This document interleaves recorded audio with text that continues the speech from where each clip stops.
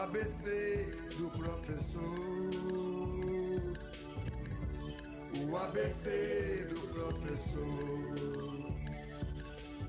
Aí está um sujeito que nunca fala besteira e nem arrota vantagem. Seu nome Cid Teixeira. Pois no meio da Bahia, nesta ilha de Maré, foi nascer o nosso amigo. Conheçam quem ele é.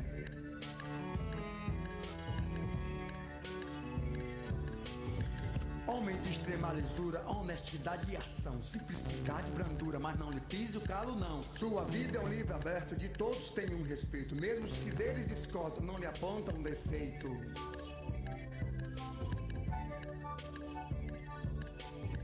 Dos tempos da sua infância ele se lembra miúde, quando 12 anos passou lá no Largo da Saúde. Desde menino levado por seu faro aventureiro a descobrir coisas novas com a sede do mundo inteiro. No ginásio da Bahia, muitos babas e refregas, tantas figuras em luz, ali foram seus colegas. Formou-se advogado, bateu-se pela justiça, no bom combate prossegue e nunca deixou a liça. O ABC do professor. O ABC do professor. Nasci no dia 11 de novembro de 1925 e existo burocraticamente como nascido em 11 de novembro de 1924. Acontece que o meu pai morreu no dia 2 de maio de 1935. Eu tinha, portanto, 9 anos. Dia 2 de maio de 1935, para mim é uma data muito particular, porque é a data da morte do meu pai, mas é uma data que ficou muito referida na história da cidade de Salvador, por outras razões que não tem nada com isso.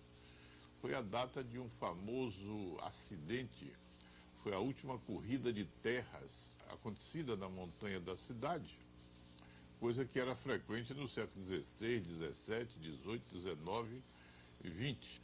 Ficaram na vida vivida interiormente aqueles nomes dos primeiros momentos. O do subúrbio ferroviário, Batistaca, Itacaranha, Praia Grande, Coutos, Paripe, Piripiri e, sobretudo, a Ilha de Maré, aquela que jaz em oblíqua forma e prolongada. Ilha de Maré, de Tamoabo, do Caquende, do Botelho, do Passa-Cavalo, de tudo quanto povoa a cabeça de um garotinho. Eu cresci ouvindo falar na cocheira, que a vaca pariu, precisa comprar capim, que o capim não dá, tirou o leite. Isso era uma conversa da nossa casa e das casas vizinhas. Para você ter uma ideia, onde hoje é a Escola Politécnica, era uma cocheira enorme de um homem chamado Seu Durico, que vendia leite para a cidade toda. Vizinho tinha uma roça de Seu Juca Simões. Depois, onde é hoje a Faculdade de Arquitetura, estava uma casa de fazenda, dessas que tem varanda larga em todos os 4 lados, e era de um homem chamado Seu Berenguer. E a nossa casa do outro lado, tudo rural, tudo cheio de boi, de gado, de vaca e dessas coisas todas. Para você ter uma ideia, Seu Juca Simões comprou um rádio. Era o único rádio existente na área. Na nossa casa o dinheiro não deu para a rádio, mas tinha uma geladeira. Era a única geladeira da área. A nossa geladeira, a geladeira lá da minha mãe, era uma geladeira comunitária. Todas as pessoas punham lá suas carnes, suas coisas para conservar. Posso até lembrar um episódio particular. Pertinho da nossa casa, bem perto, fazendo uma comunicação pelo fundo da roça, estava a casa de Dona Escolástica, como nós chamávamos, que ficou conhecida, identificada, todos sabem quem é, menininha do Gantuá. Garoto da minha idade na federação, tinha um ritual para cumprir todas as tardes. Tomar banho, mudar roupa, merendar e ver enterro. Porque a coisa mais importante que acontecia no bairro da Federação era assistir enterro no cemitério de Campo Santo. Conheci Cid, tinha uns 4 anos. 4 anos, mais ou menos. 4 a 5 anos, mais ou menos. Que ia para lá, a casa dele. A casa dele, aí na Federação. Que a mãe dele se dava muito com minha mãe. E eu ia para lá. Ficava lá com ele, que era uma menina, ele pequeno.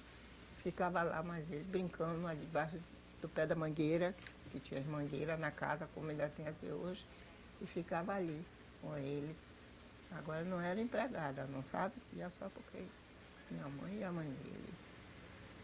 E muito delicado, muito, não era pintão, não era pintão, brincalhão, brincava e era muito bonito quando era pequeno, lindo, lindo ele era.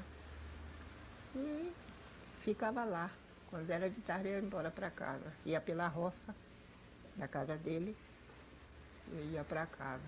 Professora Armida Baltazar da Silveira. Foi a minha primeira professora. Tempo curto, mas o bastante para me iniciar nas coisas da leitura, da identificação das letras, da pequena frase. E ela teve comigo uma grande compreensão que depois faltou em outras pessoas. Eu era canhoto e ela me permitia escrever com a mão esquerda. Depois não aconteceu isso. Eu fui obrigado a escrever com a mão direita e fiquei ilegível com ambas. Professora Militina Maria de Novaes. Esta mulher me desmistificou a matemática. Eu até hoje, para dormir, se estou com insônia, fico me divertindo fazendo equação de segundo grau e eu não sou matemático nem professor de matemática. Porque ela tinha uma pedagogia meio violenta, assim, meio braba na conversa dela. Ela me dizia assim, olha, quem não dá para nada, quem não conseguiu melhorar de sorte, vai ser condutor de bonde. Repare, condutor de bonde, passa o tempo todo somando, diminuindo, multiplicando e dividindo. É porque é fácil, porque se ele fosse melhor, ele ia arranjar outra profissão que não andar pendurado no bonde. Você não vai ser condutor de bonde, portanto aprenda logo isso. E com essa história do condutor de bonde, ela me tornou íntimo dos X e dos Y da vida, coisa que eu agradeço demais a ela.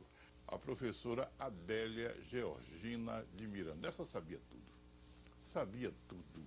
Grande pedagoga, grande figura, poderia estar hoje ensinando em qualquer faculdade onde haja curso superior de pedagogia, ensinando como dar aula.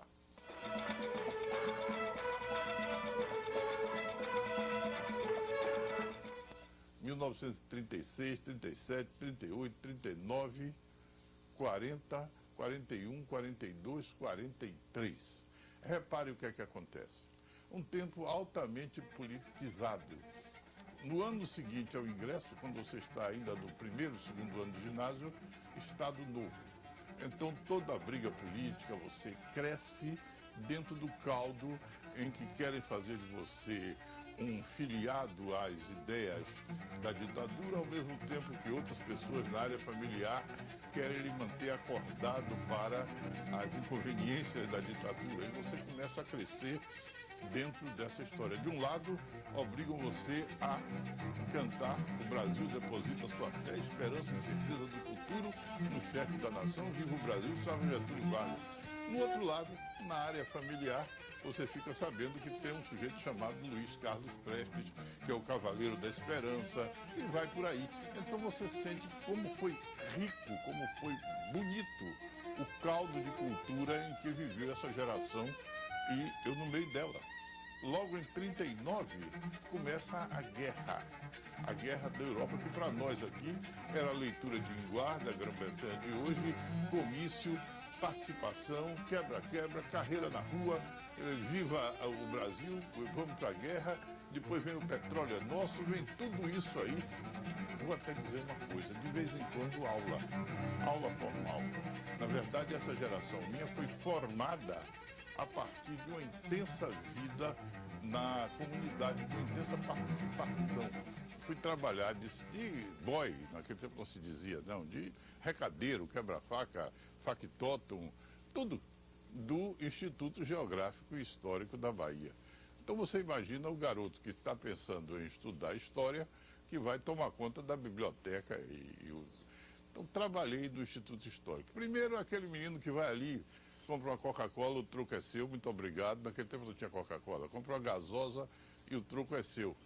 Conhecendo as pessoas mais significativas do estudo e da publicação de história na Bahia. Fui foca do Diário da Bahia.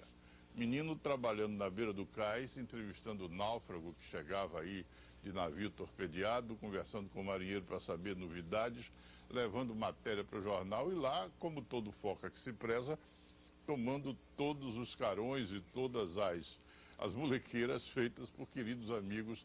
E eu fui dar as primeiras aulas da minha vida no Colégio São Salvador. Medroso que sou eu, para que vocês tenham uma ideia, muitas vezes na classe eu era a pessoa mais moça. Eu era mais moço que todos os alunos.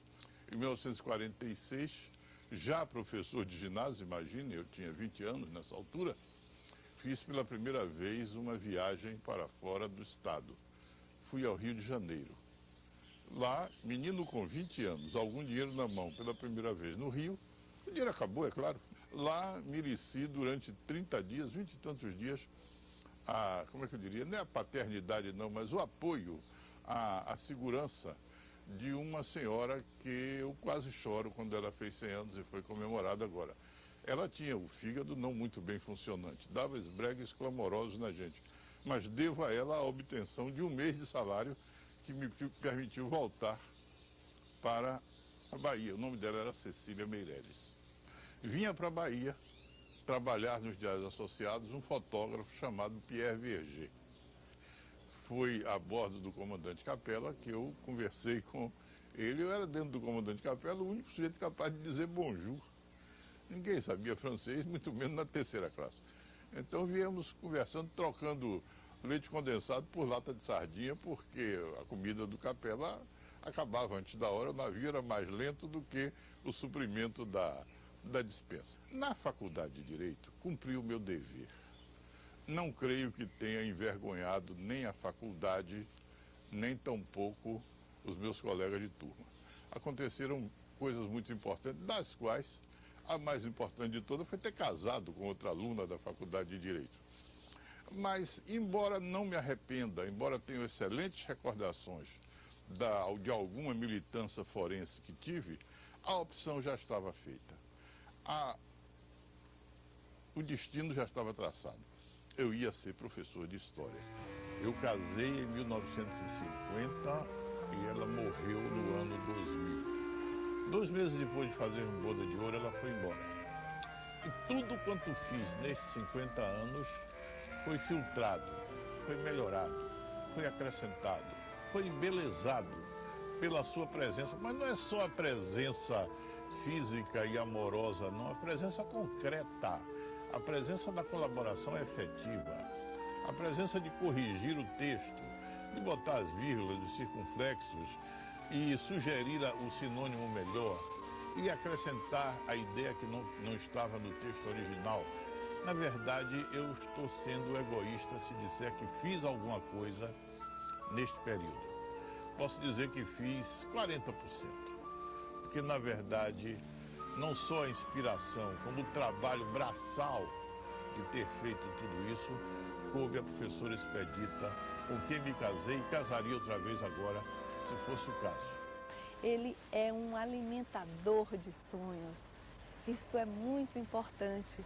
É aquela pessoa que nunca diz não, não pode, não. Ele não diz não. Ele sempre diz sim, você poderá. E a vida dele é um exemplo disso. Eu poderei.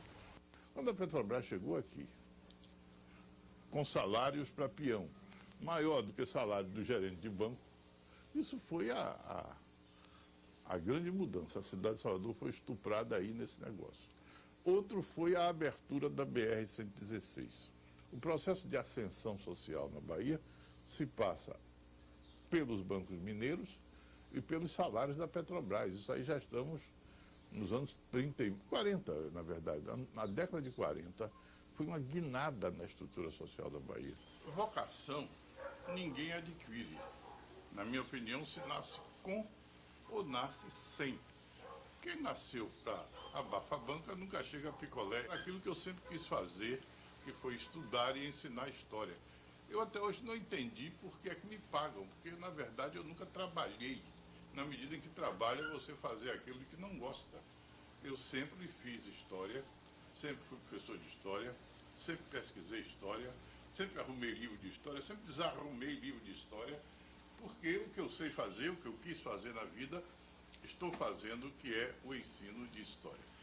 Em 49 foi a oportunidade de fazer concurso para professor do ensino oficial do Ginásio da Bahia.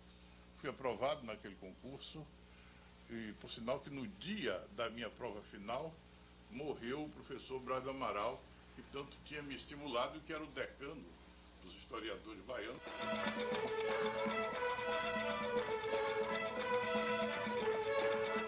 E houve, portanto, um sopro renovador na Escola de Belas Artes. Então, havia uma situação muito curiosa na escola. De um lado, professores que vinham praticamente do século XIX, gente que conhecia o Lopes Rodrigues, gente que falava assim no Liceu de Artes e Ofícios, e Silvio Lindo Frois ensinando música, e gente que começava, meninos ávidos, meninos que queriam coisas. Então é uma geração nova que faz a esquina. Havia, portanto, uma escola de belas artes antiga e uma escola de belas artes que buscava caminhos novos. O Congresso de História da Bahia, realizado em 1949, eu estava com 23 anos de idade, para mim foi uma honra imensa participar do Congresso, ser relator de tese, secretariar a comissão. Eu estava lá ao lado do que havia de mais ilustre na historiografia brasileira, que se mudou para a Bahia para participar daquele congresso. Além dos baianos que estavam fora, que vieram para cá. Vanderlei Pinho, Afonso Costa, todos os historiadores baianos que migraram para o Rio e que aqui estavam. Entre eles, um que me marcou profundamente, o professor Pedro Calmon. Pedro Calmon Muniz de Bittencourt, eu estou desconfiado de que se ele resolvesse dar uma aula sobre como elaborar um rol de roupa, ele lhe faria você assistir preso e babando, tal a sua capacidade de transmissão, de embelezar sem distorcer, embelezar sem falsificar o texto historiográfico. E nós tínhamos uma reunião do SENAC e estávamos esperando o professor Cid Teixeira, que estava bastante atrasado. Quando ele chegou, aí o Calazans disse: mas Cid, a reunião da semana passada você chegou atrasado, nessa você chegou também. Aí ele disse: olha, Calazans, acontece que eu fui ver um cliente meu no Maciel, que, para quem não sabe, era o puteiro da cidade. E entendeu? E quando imagine você, que eu me atrasei lá, e quando eu fui passando com minha pasta de advogado, entendeu? E uma puta virou para mim e disse assim: Benzinho da Capanga, entre aqui. Você imagine a consideração que ela teve com a minha pasta de advogado. Ora, contando esse caso, todo mundo começou a rir e esqueceu completamente do atraso de Cid, porque a partir daí a reunião foi toda em torno dessa história que Cid contou na reunião.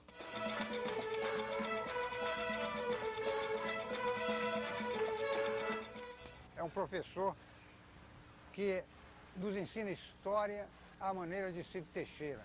É uma história pensada, uma história refletida, uma história inclusive contada às vezes com extremo bom humor e com interpretações surpreendentes.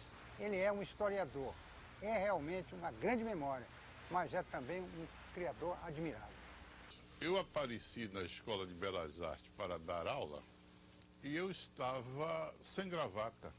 Uma camisa como essa que estou vestido aqui agora, a manga inclusive era até embaixo e já abotoada, quando um professor mais antigo olhou para mim e disse assim: já não basta Mário Cravo com aquelas camisas, você também vem dar aula sem gravata?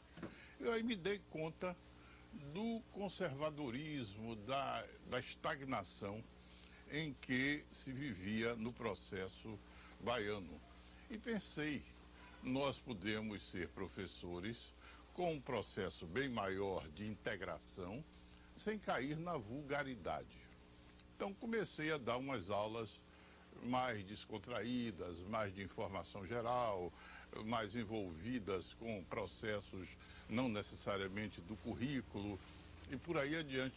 E vi como os meninos, como os alunos estavam com vontade de saber coisas, de saber notícias, de ter informações que não eram necessariamente curriculares.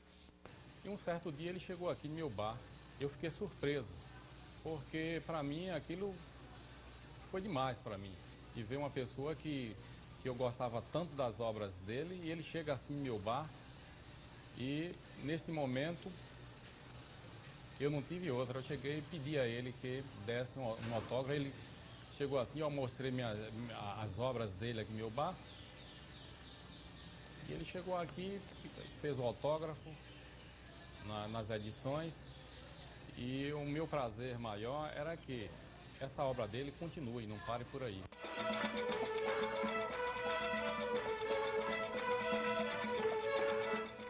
E pronto o noviciado, pronto o convento, aí se estabeleceu uma série de ações culturais que não podem ser esquecidas.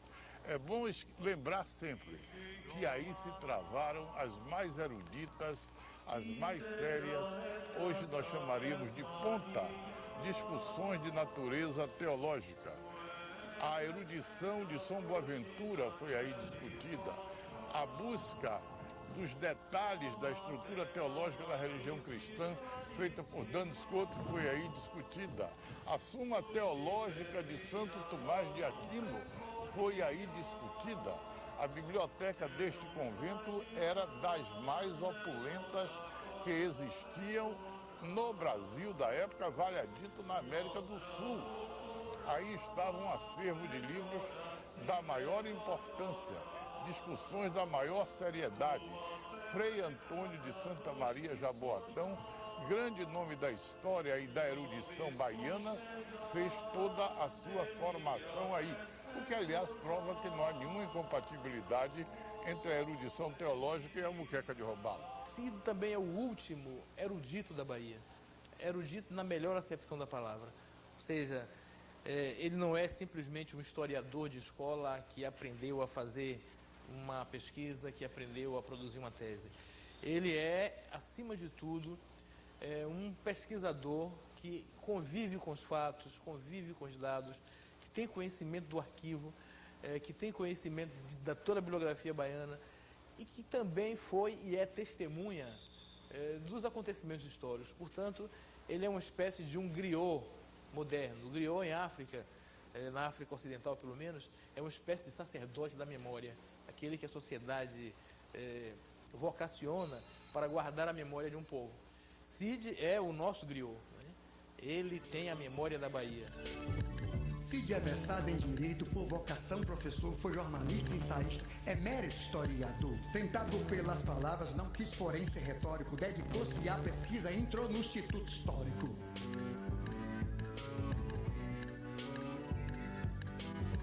Mais tarde teve no rádio um programa curioso, onde falava de um tudo, contava histórias ao povo. Histórias de ruas e becos, praças, ladeiras, vielas, de Mané, José, Joões, Marias e Manuelas. Tal rua tem esse nome por causa de um coronel, tem ladeira da Preguiça e rua do Tira-Chapéu.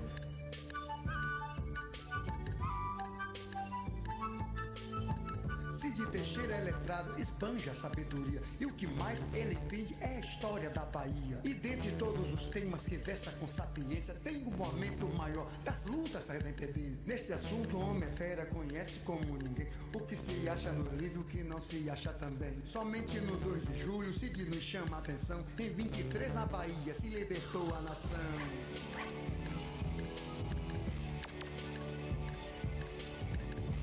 Ali, na face leste da Ilha de Maré, na face que olha para Aratu, Toque-Toque, ali está a terra do Botelho. E não é à toa que o nome é esse, o Botelho. Lá nasceu, de família radicada ali, Manuel Botelho de Oliveira, o primeiro homem nascido no Brasil que viu seu texto, a sua poesia, seu livro sendo editado. É dele o poema A Ilha de Maré, que lá está. O poema começa com uma descrição física. jaz em oblíqua forma e prolongada a terra de Maré, toda cercada por Netuno, que por ter amor constante, lhe dá muitos abraços por amante. A certa altura, ele quer se referir à igreja, à capela de Nossa Senhora das Neves, e registra o fato.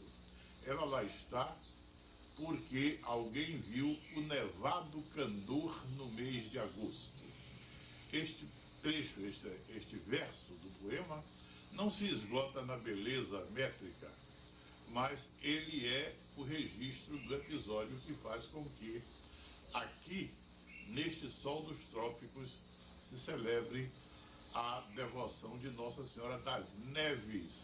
Ele fala dos peixes, fala nas canoas, os lenhos ligeiros que vão e voltam do continente para a ilha. Falando dos crustáceos, falando dos peixes, falando em suma do alimento que se tira da água da Ilha da Maré. Ele se refere aos camarões flamantes dos lagostins, pobres parentes. Ele sabia tudo, como o pai dele, Neca, sabia tudo também. Como Filipinho das Neves sabia tudo. Como Chico de Lúcia, que me ensinou, meus amigos. Chico de Lúcia me ensinou o teorema de Pitágoras, cortando um pano de saveiros. Ele me disse, é fácil, eu corto pelo 345. Pegou um graveto, cortou, mediu 3 para um lado, 4 para o outro, e 5 é o que dava o terceiro. Só depois que ele me ensinou isso, e que eu fui saber essas coisas de geometria, é que eu verifiquei que ele tinha me ensinado que o quadrado construído sobre a hipotenusa é igual à soma do quadrado construído sobre os catetos. Mas ele sabia isso cortando um pedaço de capim aqui, para medir o tamanho do pano do saveiro que ele estava cortando. Ninguém disse a ele que tinha um negócio chamado hipotenusa, e graças a Deus ele morreu imunizado de saber que diabo é hipotenusa. Mas ele sabia cortar um pano de saveiro. Há muitos anos atrás, quando aqui nessa casa eu começava a minha vida e assistia através das ondas amigas da Rádio Cruzeiro o programa Quem Sabe é o José. E ali eu aprendi muita coisa. Acho que o professor Cid Teixeira, na realidade, é a história viva do Brasil, a história viva da Bahia.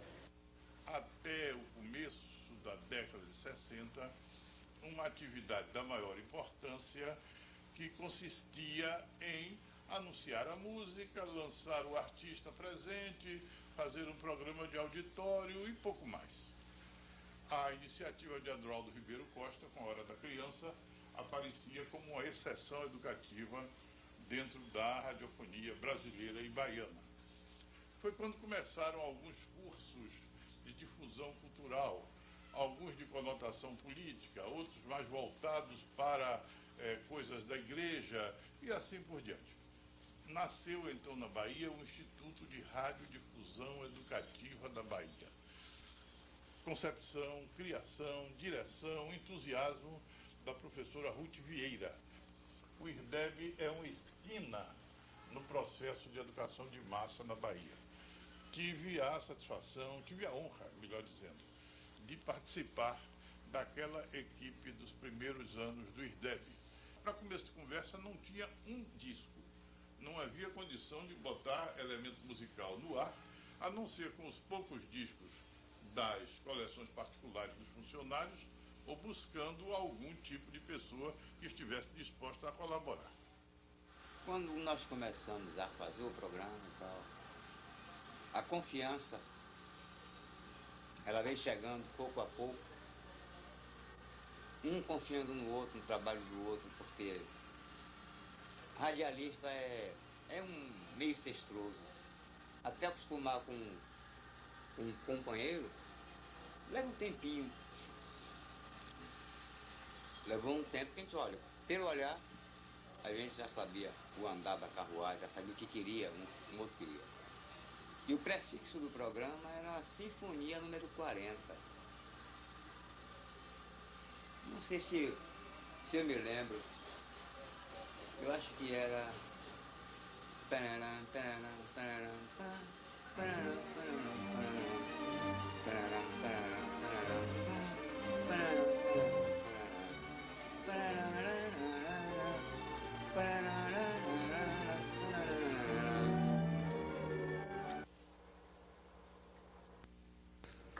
Aqui temos uma carta, na verdade temos duas cartas sobre o mesmo assunto. Uma de Paulo Roberto, que vem de Itaparica, outro de José Aprígio Oliveira. José Aprígio Oliveira inventou o subterfúgio. Para que isso, amigo? Dizendo que a filha dele quer saber disso. Quem quer saber? Ele mesmo. Então vamos responder aos dois, que querem saber de quando data o cinema Jandaia. Existem dois cinemas Jandaias, meus caros amigos. Um de 1911. Incipiente, como era o cinema ainda na época, filmes mudos, instalações, fronteiras da precariedade. Mas o seu proprietário, um homem chamado João Oliveira, era um visionário, a palavra é essa. No fim dos anos 20, comecinho dos anos 30, ele se lançou a um empreendimento que era revolucionário. Lá, toda a minha geração, que era garota, assistiu, gritou, se entusiasmou, brigou, fez tudo que tinha direito para assistir filme de cowboy. Filme de cowboy que naturalmente tinha o trio famoso, né? O mocinho, a mocinha, o bandido. Mas tinha mais um personagem que era meu apaixonamento, tinha o maluquinho. E então todo mundo, os meninos todos iam para lá para assistir filme de cowboy.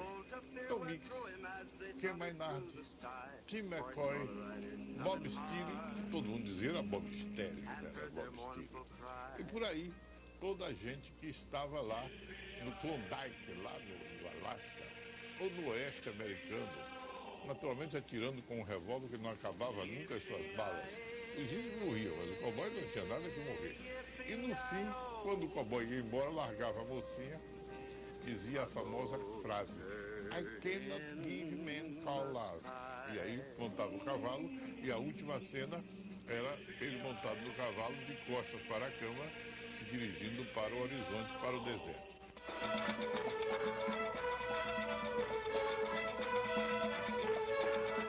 7 de setembro de 1885, data da inauguração oficial da ponte Dom Pedro II, ligando Cachoeira a São Félix.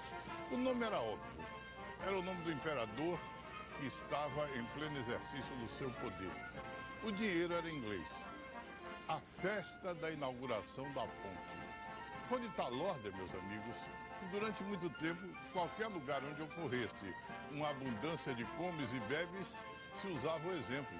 Parece a festa da inauguração da ponte de Cachoeira São Félix, porque o que se comeu e o que se bebeu na inauguração dessa ponte ficou como referencial na vida da sociedade baiana. Transportados em navios especiais, vieram para cá todos os diretores, repórteres e, em suma, o que havia da imprensa. Os ingleses concessionários da Estrada de Ferro estavam empenhadíssimos na divulgação e os jornais são abundantes em notícias, em referências a respeito disso. Tão forte a presença inglesa que, para os senhores terem uma ideia, no dia da independência do Brasil, a Filarmônica de Cachoeira, para declarar a ponte inaugurada, atravessou-a tocando o hino nacional brasileiro. Ouviram do Ipiranga as margens plácidas sendo tocado pela Filarmônica de Cachoeira.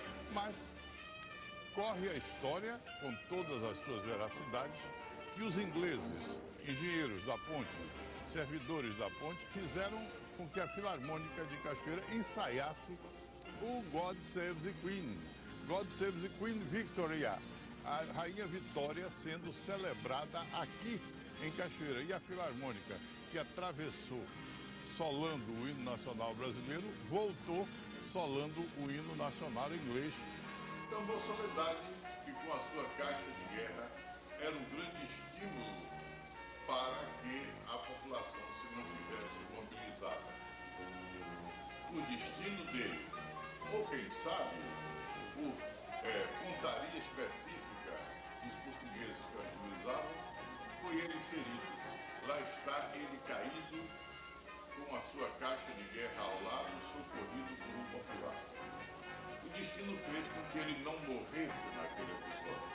Viveu bastante para ver triunfante a causa da qual ele foi personagem inicial da maior importância. O som do tambor Soledade é mais do que um som daquele momento. É um som do anseio de liberdade de toda a gente de Cachoeira.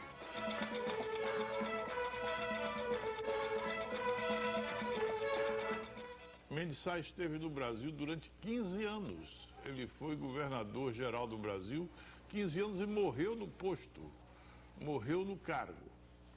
E identificou exatamente nesta área que hoje é o município de São Francisco do Conde, a melhor terra para o negócio da agroindústria da cana-de-açúcar.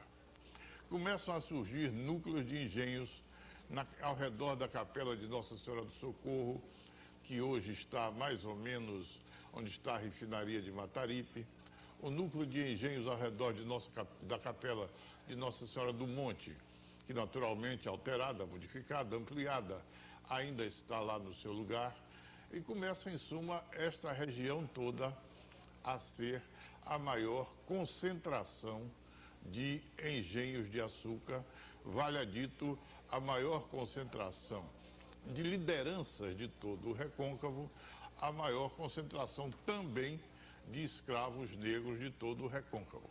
Imaginemos esta mesa posta com o que de melhor poderia ter. Pense numa toalha de linho bordada. Pense na louça inglesa distribuída nos lugares competentes. Pense a cabeceira reservada para o imperador. Pense o Barão de Cajaíba inaugurando a sua baixela de garfos, facas, trinchantes e tudo mais para o grande almoço do imperador Pedro II. Aqui com cabo de marfim, com o seu nome de barão, Cajaíba, em cada qual desses elementos. Pense tudo isto aqui agalhoado para a festa e pense que um belo momento o imperador passou e não parou. O orgulho, toda a antecipação cultural, toda a certeza de ter reconhecido o seu papel na vida econômica da Bahia, vai por água abaixo porque prevalecem as informações da sua malvadez para com a escravaria. E é daqui, desta mesa, que sai o desapontamento, é desta mesa que saem as iguarias que estavam preparadas e são lançadas ao rio. Joaquim Inácio de Siqueira Bulcão, que foi barão do São Francisco, o patriarca da independência, que inclusive comprometeu a sua fortuna particular de senhor de engenho com as lutas de 1822 e 1823. E Francisco Vicente Viana, que seria presidente da província, o primeiro que saiu desta terra, dono do engenho Guaíba. Aqui ele exerceu a sua liderança, vindo de Coimbra, inclusive comprometido com as ideias libertárias da Revolução Francesa. Daqui ele partiu para implantar a estrutura administrativa da província da Bahia como seu primeiro presidente de província. Quando a Inglaterra investiu no plantio de açúcar no Caribe, quando a Europa do Leste descobriu a possibilidade do uso da beterraba para a produção de açúcar, e que os homens do engenho do Recôncavo da Bahia de Todos os Santos perderam o mando do comércio internacional do açúcar. Funda-se então aqui, aí, nesta casa, o Imperial Instituto de Agricultura.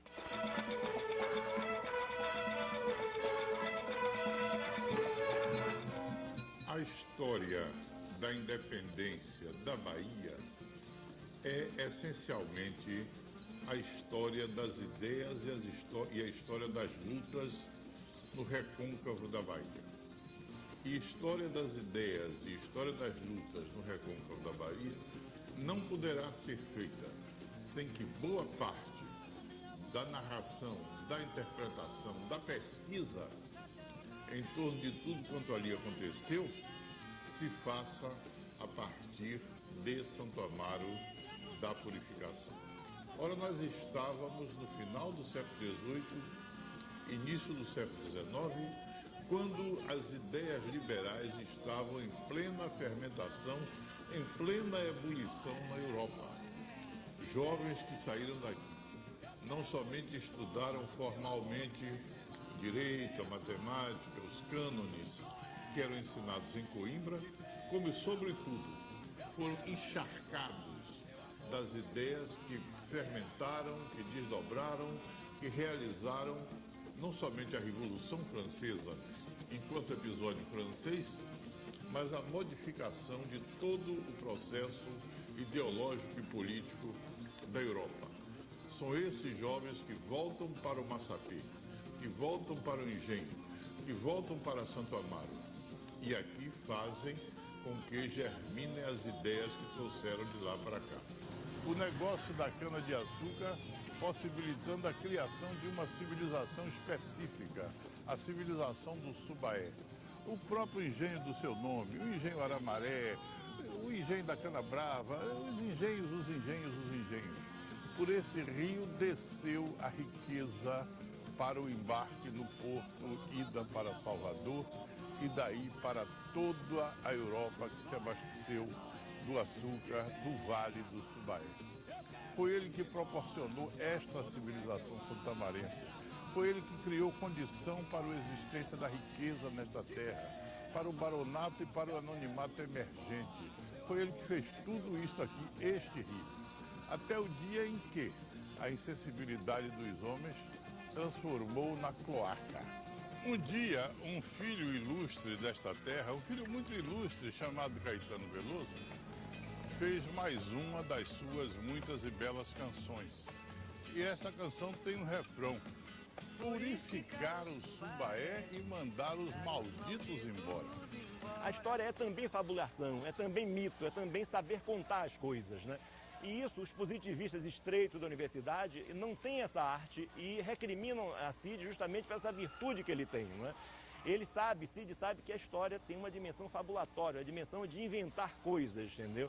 E isso faz com que ele seja incompreendido e às vezes seja taxado de superficial. Por quê?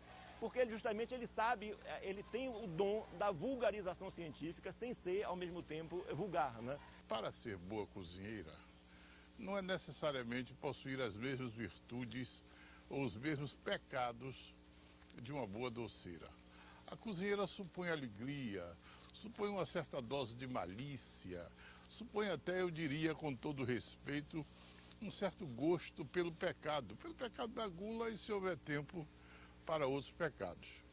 A doceria não, esta é sisuda, é virtuosa. Eu estaria tentado a dizer até que é casta. Mas o jantar, o almoço em Santo Amaro, não. O almoço em Santo Amaro supõe uma rodagem de estrada, um desdobramento de personalidade lúdico das pessoas que têm a seu cargo a cozinha dessa terra. Acepipe. Acepipe é uma palavra que você tem que dizer com todo o calor e conteúdo, encher a boca e os olhos e dizer assim, acepipe. Aí você está dizendo exatamente o que é a comida de Santo Amaro. Cheguei para a cozinheira, que era ao mesmo tempo a dona do local do almoço, e elogiei, disse que estava muito bem feito, muito gostoso, etc, etc. Ela me olhou assim com aquele ar muito tranquilo e disse, moço, muito obrigado pelos elogios do senhor, mas eu não sei cozinhar, não. Mas, moça, não sei eu não. A história é a seguinte, eu sou médium e toda vez que eu vou para a beira do fogão, chega o caboclo Tupiara e é ele que cozinha. Eu nunca na minha vida, eu não sei botar sal na comida. Tudo que o senhor comeu aí é por conta do caboclo Tupiara. E eu me dei conta, meus senhores, que eu tinha comido alguma coisa feita pelo além. Eu tinha participado de um almoço metafísico. Nesse tempo em que tanto se fala em ecologia, em proteção à natureza, em respeito à flora, nessas coisas todas, esta casa, esta congregação, tem quem lhe dirija alguém que é de Oxóssi, que já fazia isso a partir de tempo que não tem comidos. Então nós estamos exatamente na grande demonstração objetiva de como os orixás cuidam disso. As plantas estão aqui defendidas, estão reverenciadas, estão sendo utilizadas a partir de quem, com a consagração ao orixá que delas cuida, também cuida dessa casa.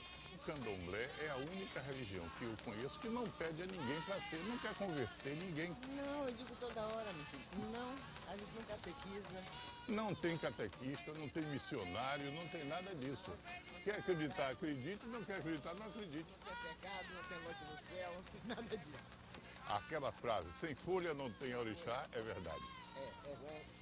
Cossieuê, Cossiorixá. Cossieuê, Cossiorixá, exatamente. Não tem folha, não tem... Isso tudo que eu venho aqui nos dá trabalho de conservar. Porque... Cada árvore, cada planta, aquilo que o leigo imagina que é um mato, não é um mato. Não, você chegou aqui e botar 1000 plantas sagradas para nós. Então, com tudo que é sagrado, cada uma delas tem a sua função espiritual, além da medicinal, né? Tem principalmente a espiritual. A gente tem uma vida vivida na área da solenidade universitária, mas chega num local desse, perante uma Ialorixá como Dona Estela, você sente que o saber não tem nada com o livro, tem muito pouco a ver com o livro. É uma frase que diz tudo. O saber de experiência é feito que se aprende a fazer fazendo.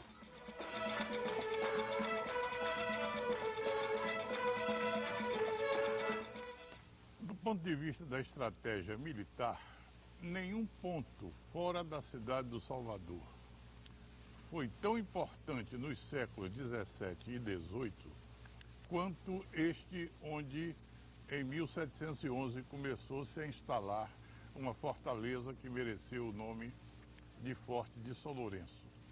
Ter o Forte de São Lourenço nas mãos significava controlar não somente toda a face oeste da Baía de Todos os Santos, a Ponta do Garcês, que é o contraponto do ingresso da Baía de Todos os Santos com o Forte Santo Antônio da Barra, como também controlar o Lagamar do Iguape, controlar o ingresso no interior da capitania através do rio Paraguaçu. Ele costuma ser assim, uma pessoa indiferente aos que lhe são indiferentes, extremamente generoso, extremamente amigo com as pessoas que ele quer bem. Então, querer bem para Cid Teixeira é como se fosse uma missão.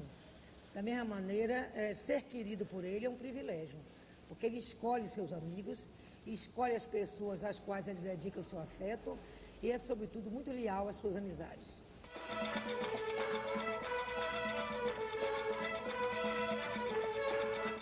Na foz desse rio Jaguaripe, instalou-se a freguesia de Nossa Senhora da Ajuda.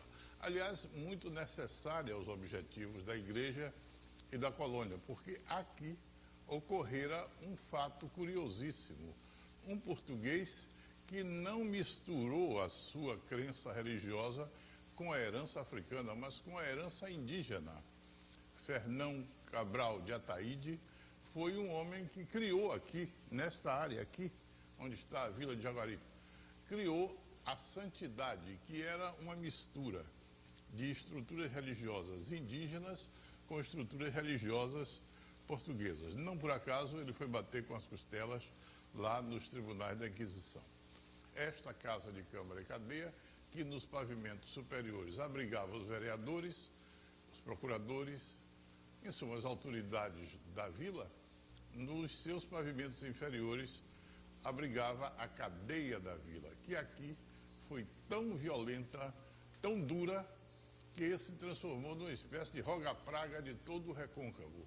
Quando alguém desejava mal a alguém, diria: Justiça de Jaguaripe que te persiga. Tal as condições da cadeia da Vila de Jaguaripe. Tão desumanas que nas cheias, nas marés maiores do rio Jaguaripe, a água entrava na cela e o preso 2 vezes a cada 24 horas tinha a maré na altura da sua cintura, com siris, aratus e outros bichos lhe fazendo visitas nos andares inferiores do corpo humano.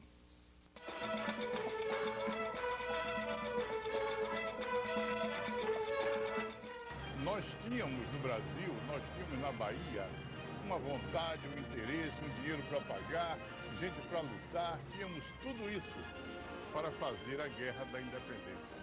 O que nos faltava aqui era aquilo que Camões já chamava lá nos Lusíadas da disciplina militar prestante. Não tínhamos um comandante que tivesse o conhecimento da luta como tal para fazer face à competência de Madeira de Melo. Foi quando foi mandado para a Bahia pelo imperador Pedro I, um militar francês chamado Pedro Labatut. O choque daquele homem que vinha da França para o Brasil, com as lideranças que se julgavam natas, óbvias, na Bahia foi fatal.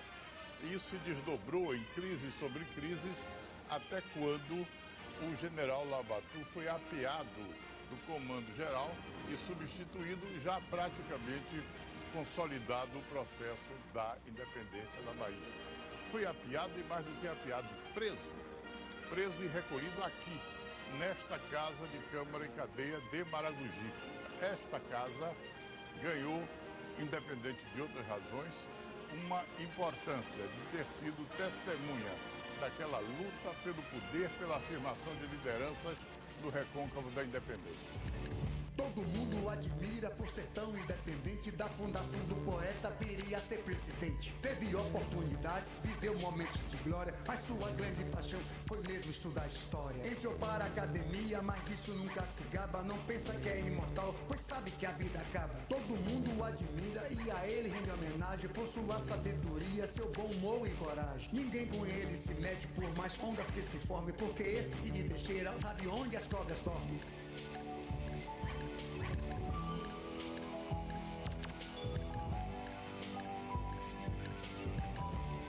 O ABC do professor, o ABC do professor, o ABC do professor, o ABC do professor.